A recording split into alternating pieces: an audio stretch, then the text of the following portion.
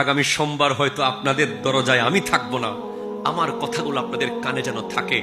যারা কোরবানি দিবেন, আপনার ঘরের দুয়ারে যখন একজন গরিব এসে এক টুকরো গোশত চায়, মনে রাখবেন খোদা কি কসম, আপনি বড় নসিবওয়ালা যে আপনি কাউকে এক টুকরা গোশত দিতে পারতেছেন। কারণ পৃথিবীতে এমন মানুষ আছে যারা কোরবানি করতেছে ঠিক, দেওয়ার মতো কোনো মানুষ নাই। এমন এমন জায়গা আছে লক্ষ লক্ষ টাকার পশু কিনছে, কিন্তু কাউকে দেওয়ার মতো মানুষ নাই।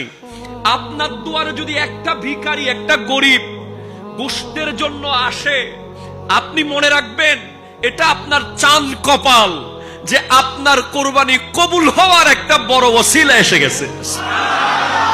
মনে রাখবেন পৃথিবীতে কেউ ব্যক্তিত্বহীন হয়ে জন্মায় না, প্রত্যেকটা মানুষের ব্যক্তিত্ব আছে।